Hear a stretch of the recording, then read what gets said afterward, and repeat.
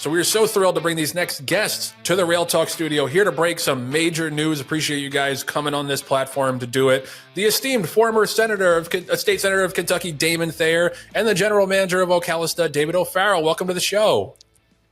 Thanks for having us. Great to be on.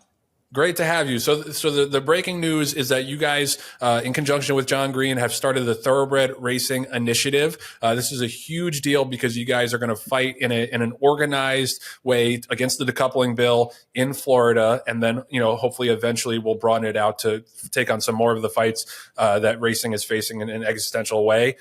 Damon, I'll start with you. How did this come about, and then what is the short-term focus of this new initiative?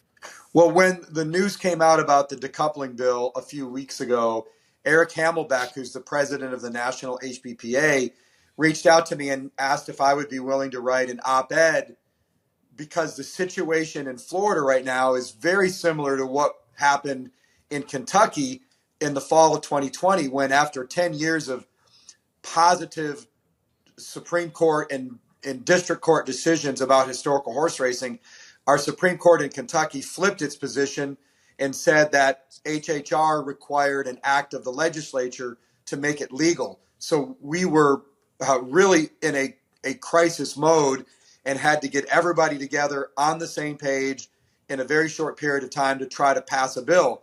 This is a similar situation where we have to get everybody together in a short period of time to try to kill a bill. So I wrote the op-ed, and Mark Cassie reached out to me and asked if I'd be willing to get on a call with John and David and Dr. Barry Eisman and talk about being involved in a Florida initiative to, in the short term, attempt to defeat the decoupling bill, and in the long term, help be a convening authority to figure out a way forward for Florida racing and its really important breeding industry. And so David and John and the guys formed the Thoroughbred Racing Initiative, and we're here breaking the news on your podcast today. Yeah, and I guess one of the important things, Damon, aside from taking on, some of the powers that be in Tallahassee, is just to remind everybody, and David, I'm going to ask you this, remind everybody, the importance of the fact that it's a new organization, it's a new initiative, but we're not looking to replace anybody. As a matter of fact, David, you've actually spoken to a lot of groups and organizations in Florida because this impacts Florida first and then globally the industry. What feedback are you getting from some of the powers that be and some of these other organizations that are now joining forces with us? It's all positive. It's been good. We're just trying to bolster our efforts and band together and bring as many resources to the table as we can to try to combat this bill. This bill is obviously seriously impactful for the future of Florida, but it also has national consequences as well. So, we feel like we can bring something to the table, and we can help the efforts that have already been established. And we're ready to put up the good fight. What does that fight look like organizationally, structurally? Like you got boots on the ground. You mentioned that you were in Tallahassee. What does that look like right now? Yeah, so I'm here with OBS representatives. We came last night and we met with Senate President Ben Albritton.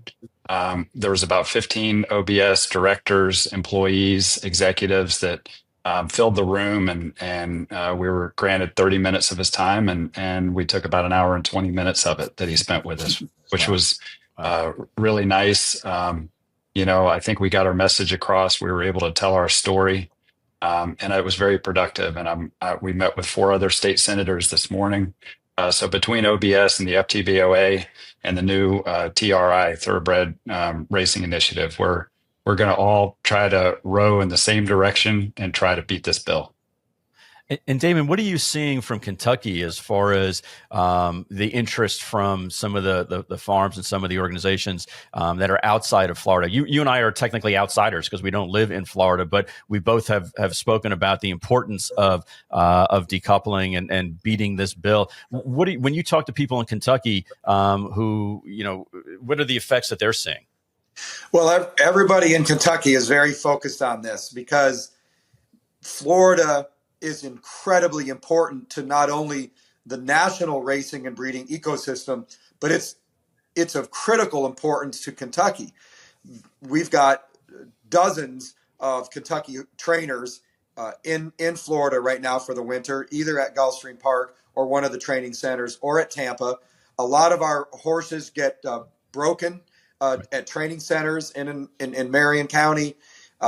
So it's not only the $3.25 billion economic impact the horse industry has on Florida and the 33,500 jobs that it has in Florida, but it has really what we hope is an unbreakable chain on the effect on what's happening here in Kentucky. I mean, Florida is one of the most important racing and breeding states. I think it's 20% of the handle, 10% of the national race days, and it's of critical importance. So look, I'm a racing fan at heart. I was fortunate that for 22 years in the Kentucky State Senate, 12 as Senate Majority Floor Leader, I was in a position to help my adopted home state solidify its position in the national ecosystem. But I'm a racing fan first. I want racing to survive and thrive everywhere. I mean, I counted it up this weekend. I made my first visit to the fairgrounds ever. I'll be in Tampa next week to go to Tampa Bay Downs. I've been to something like 70 racetracks across the world, and Wow. I want racing to thrive everywhere. As a fan, I'm also an owner. I'm involved with CJ Thoroughbreds. We've got a couple horses in Florida right now with Dale Romans. We've got a nice filly making her first start this weekend with Brendan Walsh. Her name is Dance to Remember. I got to name her because I'm a fan of the Eagles, and that's a line from my favorite song, Hotel California. Yep. So we're invested in Florida racing too. Our partnership as an owner, we've got our nice 3-year-old Keep It Easy pointing for the Fountain of Youth, and it's as a racing fan, we need Florida to not just survive but thrive. Right. And David, as far as what you're seeing, I mean, you're in Tallahassee, you're meeting with elected officials. We've spoken to other groups in the industry. I've been shocked and amazed at how much of a rallying cry this issue has been for various groups. What are you most surprised about as far as the groups that are either lining up to work with us or that you've had audiences with so far? Well, I think everybody understands what's at stake here. Florida is hugely important to the racing ecosystem nationwide, as Damon illustrated a minute ago. We're in a position, we're at a very good a very good place in Ocala, Marion County. We have all the infrastructure, we have the great weather. The winter circuits thrive in South Florida due to the weather. And it's something that's hugely important for us going forward.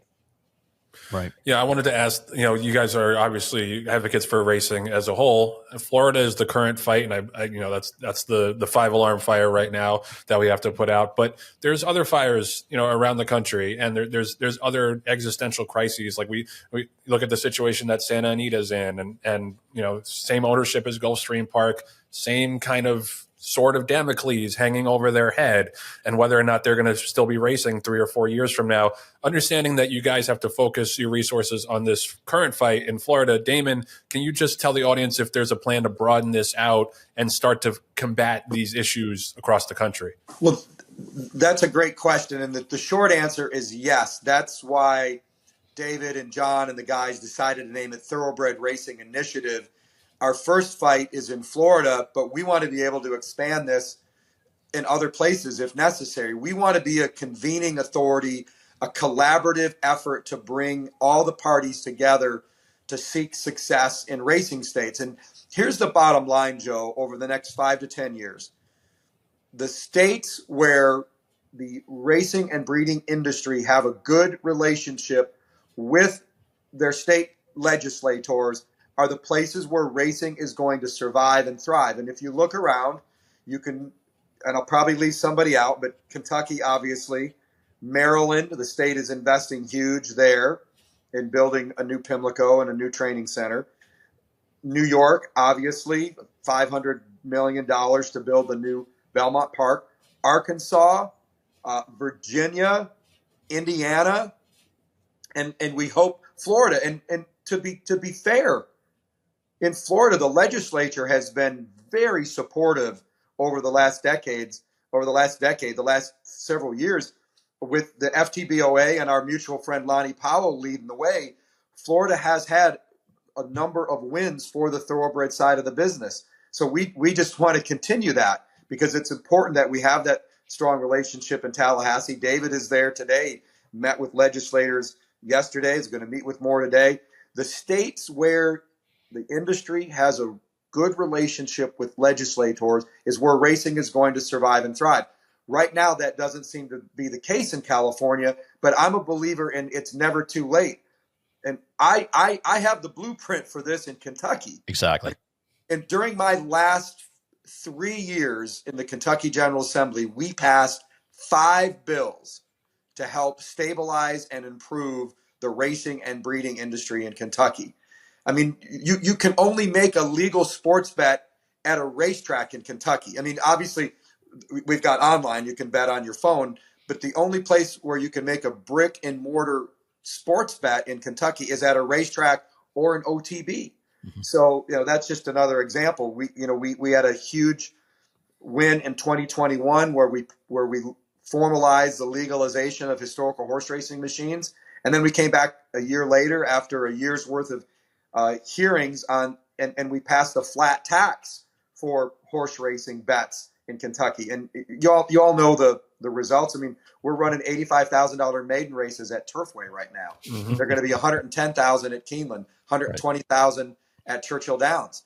So I believe this model can be picked up, laid down in other state capitals, and achieve success. Luckily, in Florida, because of the efforts of OBS and the FTBOA and the Tampa HPPA, there is a good relationship between the industry and legislators. Just the fact that David's there having these meetings shows that they're willing to listen to what we have to say.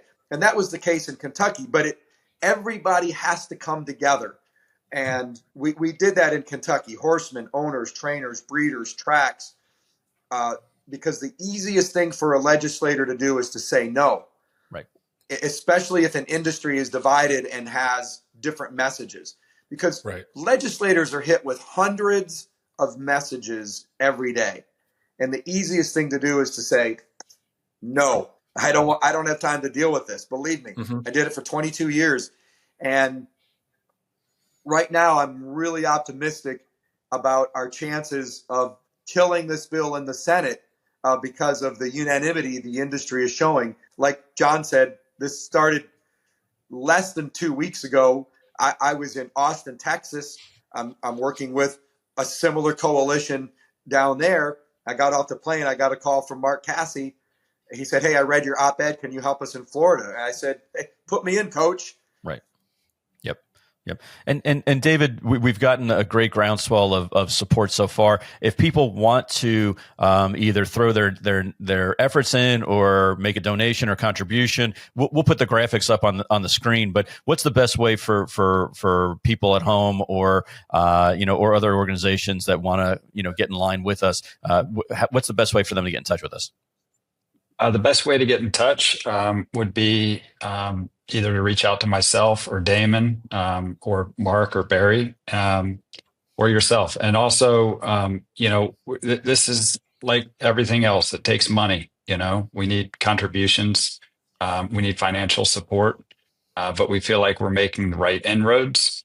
We're going to make an impact. And I think we're going to get the job done.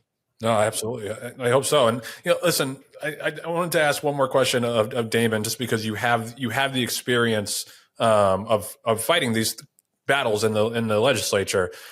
In Kentucky, I know there's a heavy lift. I'm not trying to minimize any of the work that you guys did. Kentucky is the home of horse racing, and it's the horse capital of the world. So I feel like there had to at least be a more receptive ear in Kentucky than Florida or some of these other states, but maybe I'm wrong. Can you talk about like the challenge of doing it outside of Kentucky where there isn't necessarily a natural connection to the sport? Yeah, that's a great question. Also, as a follow-up from before, we will be launching a website, thoroughbredracinginitiative.com, mm-hmm. spelled out, thoroughbredracinginitiative.com. And people who wish to support our efforts, can make a contribution on that website. Now, to your question, it does appear that it should have been easier than it was. It was not a slam dunk to pass this HHR bill, Joe. Once you get outside of Lexington, Louisville, and Northern Kentucky, the support for horse racing and breeding drops off in the more socially conservative parts of the state. So we have 31 Republicans in the Kentucky State Senate, only 7 Democrats. In order to get the bill passed, I had to reach out to the Democrat caucus in order to get the requisite number of votes to pass. And it was nip and tuck. At the end, out of those 31 Republicans, 15 of them voted yes. And then I needed 20 votes to pass it. And I got the 7 Democrats to support it, and we passed the bill with 22 votes. But it was nip and tuck, and it was very nerve-wracking. I've got the scars to show from Right. But one thing that I think is a good illustration, I had 2 senators from Eastern Kentucky who don't have a racetrack in or near their district and no breeding farms, but they saw what can happen to a signature industry when it goes down. And that would be the coal industry, which is incredibly important to Eastern Kentucky. And after the Obama administration cracked down on fossil fuels, we saw a tremendous decrease in coal mining jobs here in Kentucky.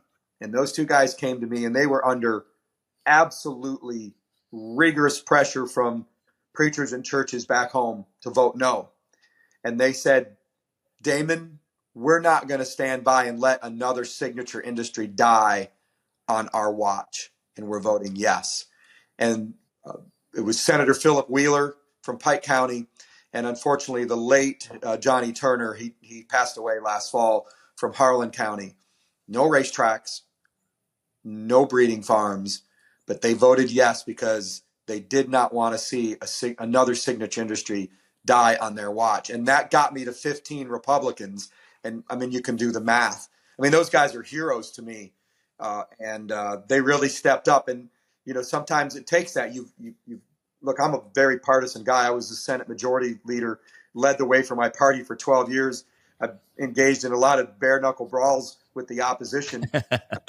However, I'm friends with them all. And there are some times when you have to get bipartisan agreement, and that's what we did. And you also have to hope that you get people who are not only from the horse-centric regions of your state, but also people who may not be as affected by that, but are willing to take the big view about what's right for your state. So, yes, people were more open to it, Joe, but it wasn't as easy as you thought. It was the hardest fight of my political life, I can tell you that. Right. Yeah. Right. Yep. And Joe, the other thing is, and I'll just throw my 2 cents in. Part of the reason why we're doing this obviously is for the love of the industry, the love of the sport, and the importance that horse racing and breeding is to Florida, and that's a big part of it. Another part of it also is that First has done a lot of things with regard to getting themselves in a position where they are right now, and a lot of it has been to the detriment of the people who make a living at the racetrack, the owners, trainers especially, and their employees. And from a moral standpoint, the group also just didn't think it was right. We just didn't think it was the right thing for them to constantly take advantage of the horsemen in the situation that they're in right now, to the extent where basically the horsemen were held hostage. To have to, get out of decoupling's way in order for them to be able to have workman's comp insurance, which is like a necessity in order to run any business. So it really, we saw it as an injustice. We saw it as it was an unfair fight, and I think that's also part of the reason why so many people are coming aboard and wanting to be a part of this. So David, just to dovetail on what you were saying, also we'll put it up on the screen.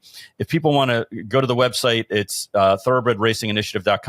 There's an email there, contact@thoroughbredracinginitiative.com, where they can get in touch with us. But you're right. The best way to get in touch with anybody on the board is to call them or reach out to them directly. We're all very accessible, and we're all very involved. We've only been doing this for 2 weeks now, but we've made huge headway as far as who else is involved, the amount of money that we're raising, the people, the profile that we're doing, and it's just the right cause. You know, I'm all about trying to do the right thing for the industry. And again, even though I'm not a Floridian, by address, I feel like I'm a Floridian by nature, just because this is the right fight. If you're going to pick a fight and a battle to stand up and say, this is what I want to throw my efforts into, this is the one.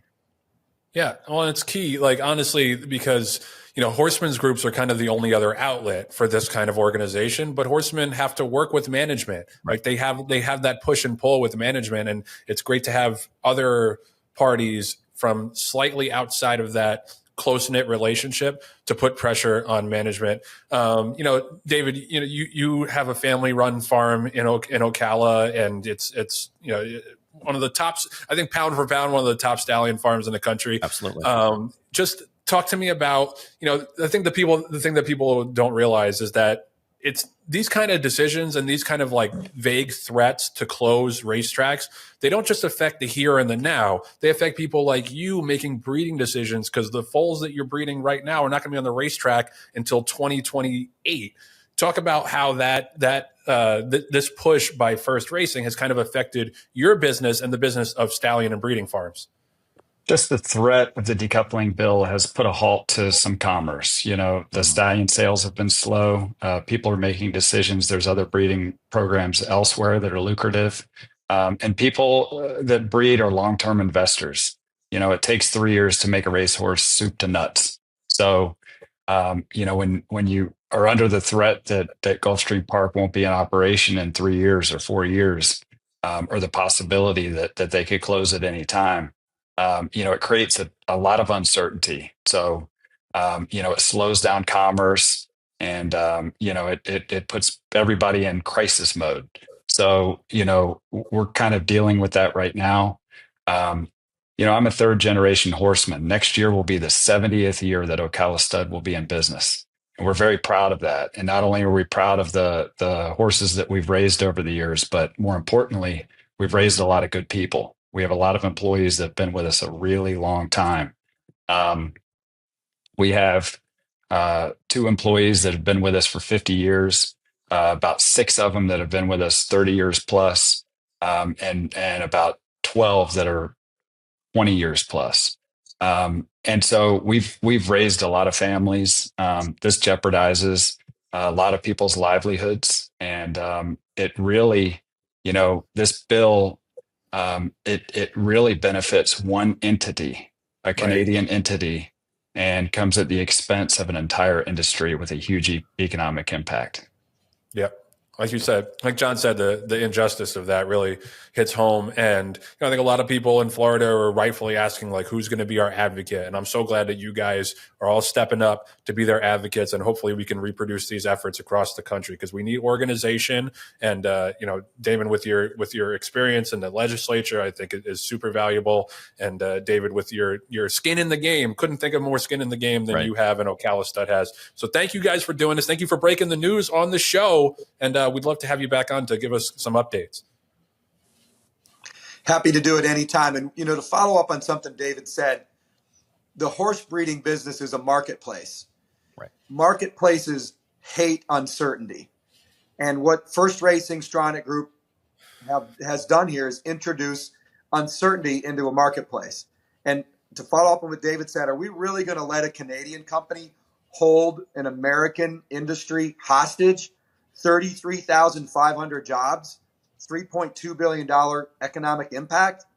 Is that? I don't think that really goes along with what America is about these days. And so I'm in for the fight. When I retired from the legislature, I put my sword away, but I promised I would keep it sharp. And it turns out I'm being called back into battle, and I'm ready to unsheath my sword. I can tell you that right now, to help save this Florida racing industry. We need it. We need it. Thank you, guys.